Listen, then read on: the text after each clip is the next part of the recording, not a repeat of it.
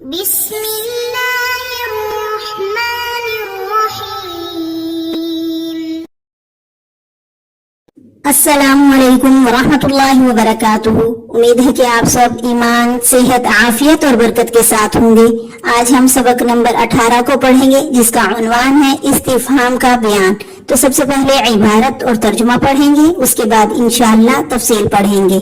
وَأَمَّا الْإِسْتِفْهَامُ فَهُوَ طَلَبُ الْعِلْمِ بِشَيْءٍ وَأَدَاوَتُهُ الْهَمْزَةُ وَهَلْ وَمَا وَمَنْ وَمَتَى وَأَيَّانَ وَكَيْفَ وَأَيْنَ وَأَنَّ وَكَمْ وَأَيٌّ، فالحمزة لطلب التصور والتصديق، والتصور هو إدراك المفرد كقولك علي مسافر أم خالد.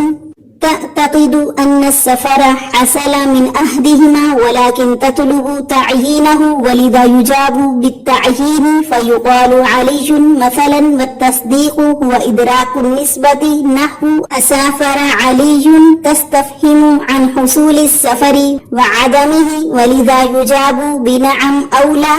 والمسؤول عنه في التصور ما يلي الهمزة ويكون له معادل يذكر بعد أم، وتسمى متصلة، فتقول في الاستفهام عن المسند إليه أأنت فعلت هذا أم يوسف، وعن المسند أراغب أنت عن الأمر أم راغب فيه، وعن المفعول أإياي تقصد أم خالدا، وعن الحالة أراكبا جئت أم ماشيا، وعن الظرف أيوم الخميس قدمت أم يوم الجمعة، وهكذا. قد لا يذكر المعادل، نحو أأنت فعلت هذا، أراغب أنت عن الأمر، أإياي تقصد، أراكبا جئت، أيوم الخميس قدمت. والمسؤول عنه في التصديق النسبة ولا يكون لها معادل، فإن جاءت أم بعدها قدرت منقطعة وتكون بمعنى بل.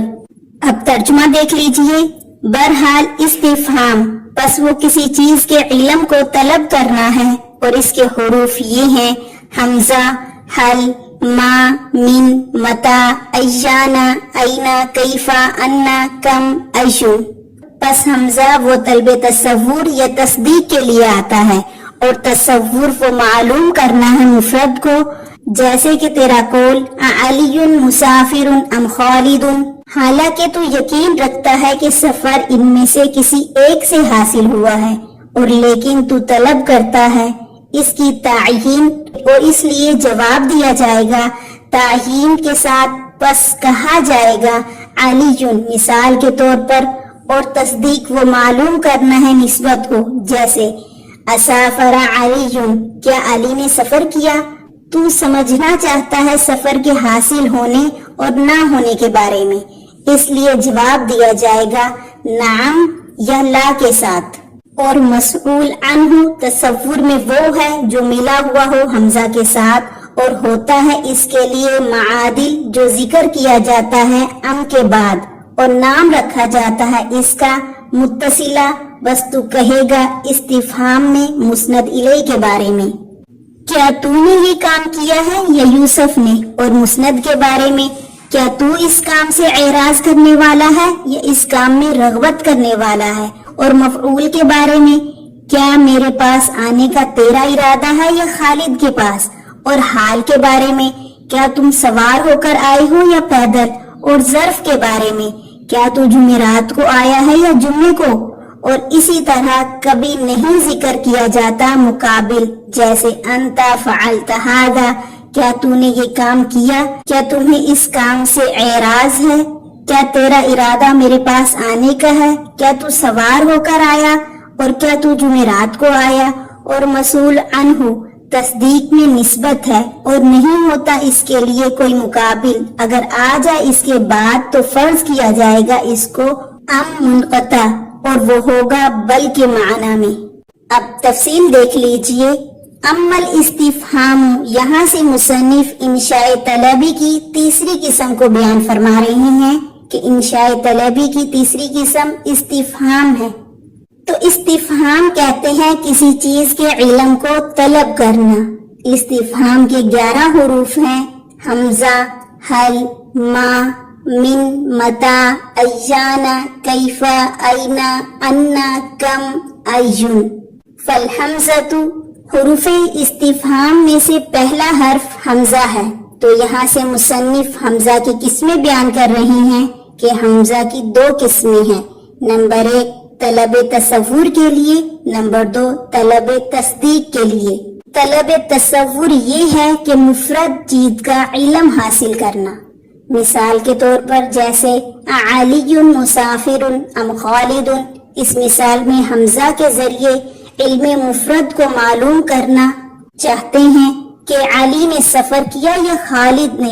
اتنی بات تو یقینی ہے کہ ان میں سے کسی ایک نے سفر کیا ہے، لیکن جس نے سفر کیا ہے اس کی تعیین مقصود ہے، لہٰذا جس نے سفر کیا اس کا نام لینا ضروری ہے تاکہ سوال کا جواب سوال کے مطابق ہو.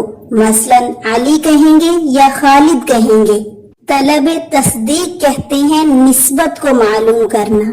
جیسے اسافر علی، اس مثال میں سائل یہ معلوم کرنا چاہتا ہے کہ علی سے سفر کا حصول ہوا ہے یا نہیں، یعنی سفر کی جو نسبت علی کی طرف ہے یہ ثابت ہے یا نہیں. اگر علی سے سفر کا حصول ہوا ہے تو اس کے جواب میں نعم کہیں گے، اگر نہیں ہوا تو اس کے جواب میں لا کہیں گے. والمسئول عنہ، یہاں سے مصنف یہ بتانا چاہتے ہیں کہ جس چیز کے بارے میں سوال کیا جا رہا ہے اس کو مسئول عنہ کہتے ہیں، اور جب حمزہ طلب تصور کے لیے ہو تو پھر مسئول عنہ وہ چیز ہوگی جو حمزہ کے بعد متصل ہو، اور تصور میں اس کے لیے مقابل ہوتا ہے جو ذکر کیا جاتا ہے ام کے بعد، اور اس ام کو ام متصلہ کہتے ہیں. گویا کہ حمزہ کے بعد اور ام متصلہ کے بعد جو چیز ہوگی وہ دونوں مسئول عنہ ہوں گے، اور تصور میں ان میں سے ایک کی تعیین مقصود ہوگی. فتقول فی الاستفہام، یہاں سے مصنف یہ بتانا چاہتے ہیں کہ مسئول عنہ کئی چیزیں ہو سکتی ہیں. مثلا مسند الیہ کی تعیین کے بارے میں سوال کرنا، جیسا کہ انت فعلت ھذا ام یوسف.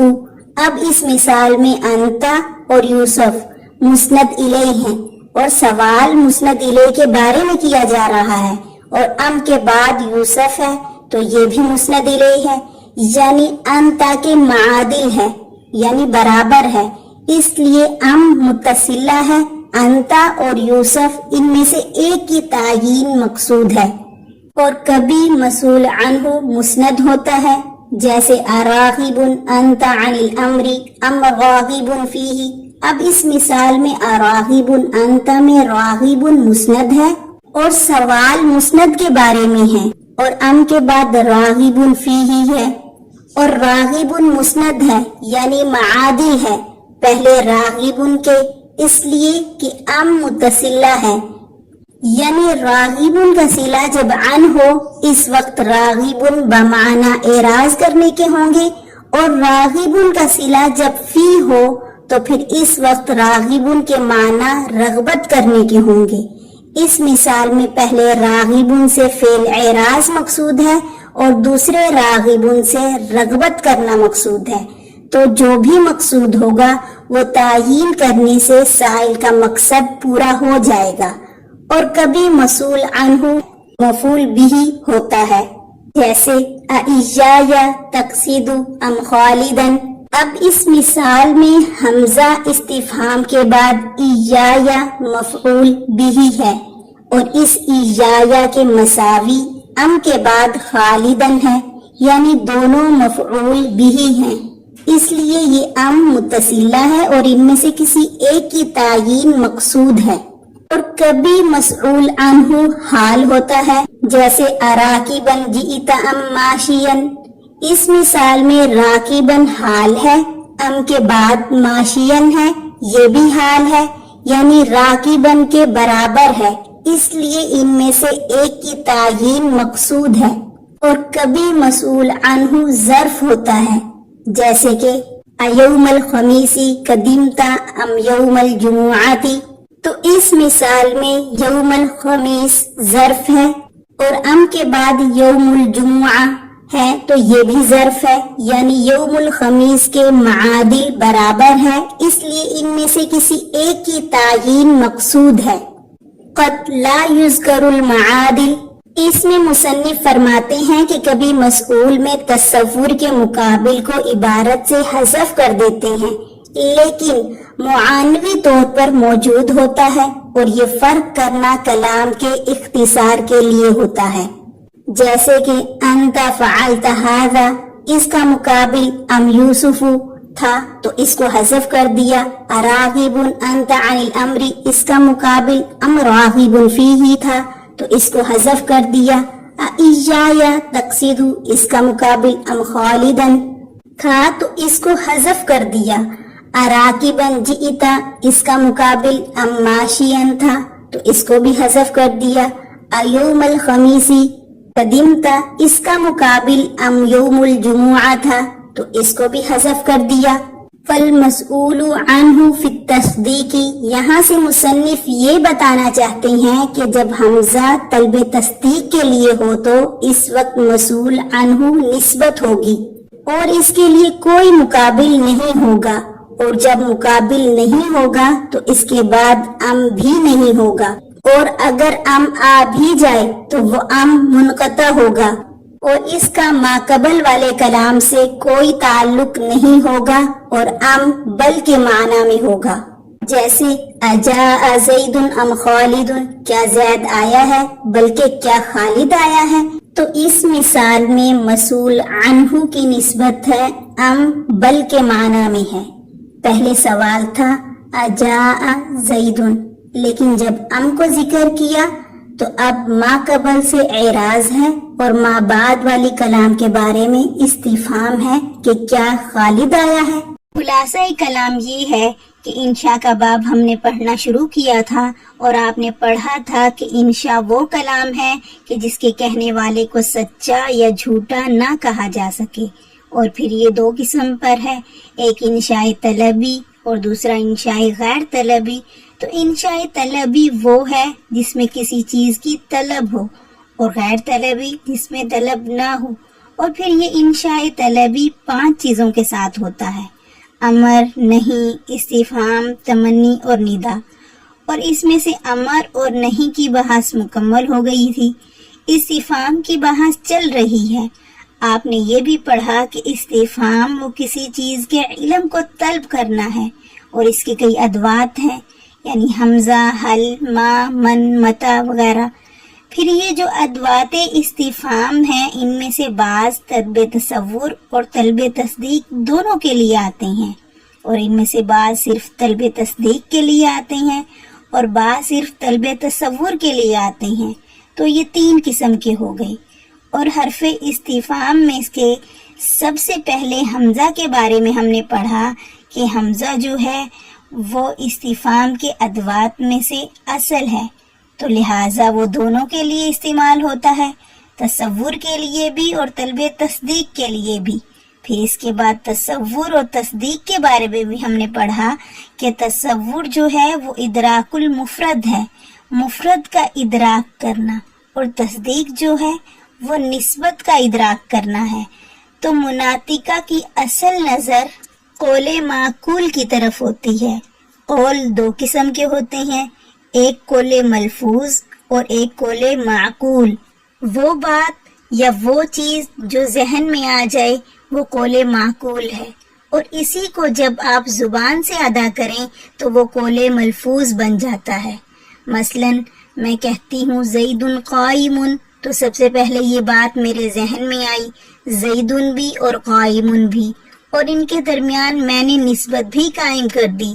زید کے لیے قیام کو میں نے مان لیا، ذہن کے اندر میں نے زید کے قیام کو ثابت کیا، تو جب تک میں نے زبان سے نہیں کہا یہ قول معقول ہے، یعنی عقل میں ہے، اور پھر جب میں زبان سے کہوں گی تو پھر یہ قول ملفوظ بن جائے گا، یعنی جس پر تلفظ کیا جائے لفظ یہ بن جائیں گے۔ تو مناطقہ کی اصل نظر قول معقول کی طرف ہوتی ہے، قول ملفوظ کی طرف نہیں ہوتی۔ منطق کی کتابوں میں آپ پڑھیں گے تو آپ دیکھیں گے کہ وہ مسلسل قول معقول پر بات کرتے چلتے جاتے ہیں، ہاں کہیں کہیں پر قول ملفوظ پر بھی بات کرتے ہیں، لیکن قول ملفوظ کی طرف ان کی اصل توجہ نہیں ہوتی، لیکن اس پر بحث کرتے ہیں وہ مجبوری کی وجہ سے۔ اور وہ مجبوری کیا ہے؟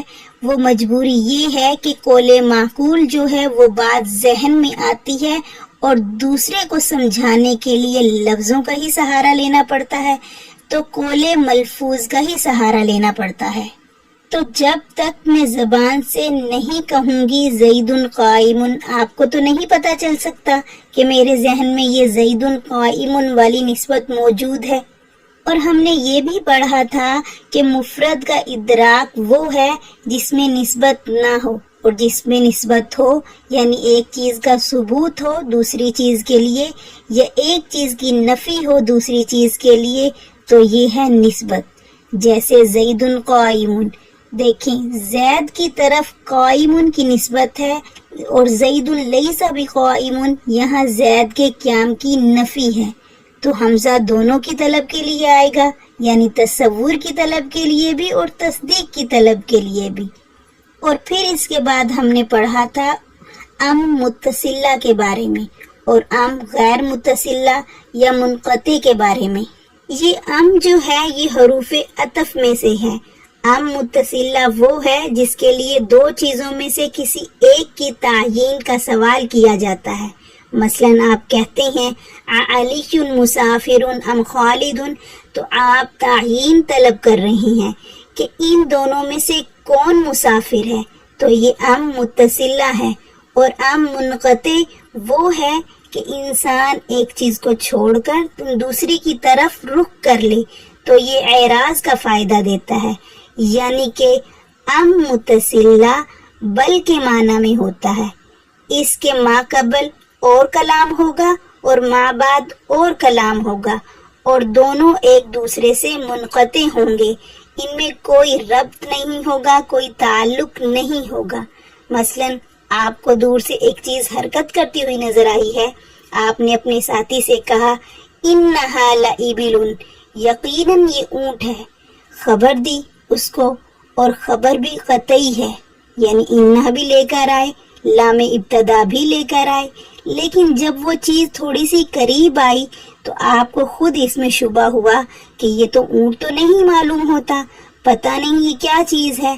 اب آپ کہتے ہیں ام شاءن این ام اہی شاءن، کیا یہ بھیڑ بکریاں ہیں؟ تو دیکھیں ما قبل میں آپ خبر دے رہے تھے، اب آپ نے اس خبر کو چھوڑ دیا، آگے خود سوال پوچھنا شروع ہو گئے کہ یہ کیا چیز ہے۔ تو دیکھیں دونوں کلام منقطع ہیں ایک دوسرے سے، ما قبل میں خبر ہے اور ما بعد میں انشاء، اور آپ جانتے ہیں کہ خبر اور انشاء ایک دوسرے سے الگ الگ ہیں، اور کبھی کبھار ایسا بھی ہو سکتا ہے کہ دونوں طرف ایک ہی نوع ایک ہی قسم کی چیز ہو، لیکن بہرحال انقطاع ہوگا۔ مثلا میں آپ سے پوچھتی ہوں ازید عندک، کیا زید آپ کے پاس ہے؟ پھر ایک دم مجھے خیال آیا کہ یہ تو ویسے میری زبان پر زید کا لفظ آ گیا، میں تو دراصل عمر کے بارے میں پوچھنا چاہتی ہوں، تو میں عمر کے بارے میں فوراً کہتی ہوں ام عمر عندک۔ تو دیکھیں یہ ام کے ذریعے ما قبل کے سوال کو ہی میں نے چھوڑ دیا اور دوسرا سوال کر دیا۔ تو دیکھیں یہاں انقطاع ہے کہ ما قبل کے سوال کو چھوڑ دیا اور دوسرے کو ذکر کر دیا۔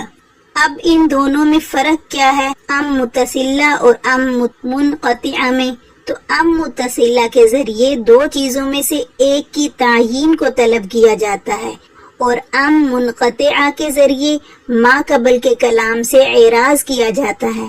تو یاد رکھیے کہ ام متصلہ کے اندر ام کے ما بعد مفرد لفظ ہوگا، جیسے کہ علی مسافر ام خالد، تو ام کے بعد دیکھیں خالد مفرد لفظ آیا۔ انت فعلت هذا ام یوسف، تو ام کے بعد یوسف جو ہے وہ مفرد آیا، جبکہ ام منقطعہ میں ام کے مع بعد پورا کلام ہوگا، پورا جملہ ہوگا۔ مثال کے طور پر ازید عندک ام عمر عندک، اب دیکھیں ام عمر عندک پورا جملہ آیا ہے، لیکن اگر کہیں مفرد بھی آ جائے ام منقطعہ میں تو اس کو بھی جملے کی تعویل میں کر لیا جائے گا، وہاں پر بھی جملے کے باقی اجزاء کو محذوف اور مقدر نکالا جائے گا، جیسے کہ اس مثال میں انہا لابل، پھر آپ نے کہا کہ امشاؤن، تو یہاں ام کے بعد شاؤن مفرد آیا، لیکن کس تعویل میں ہے؟ پورا جملہ ہے، ام اہیا شاؤن، دیکھیں پورا جملہ بتا دیا، اس کا اور بولنے والے کے بولنے سے ہی اس کو معلوم ہو جائے گا کہ یہ کون سا ام مراد ہے۔ لفظ تو یہ مفرد ذکر کر رہا ہے لیکن مراد پورا جملہ ہے۔ تو آج ہم نے حروف استفہام میں سے سب سے پہلا حرف حمزہ کو تفصیل سے پڑھا، کل انشاءاللہ باقی حروف استفہام کو تفصیل سے پڑھیں گے اور حل اور حمزہ کے درمیان کیا فرق ہے اس کو بھی پڑھیں گے انشاءاللہ۔ جزاکم اللہ خیرہ۔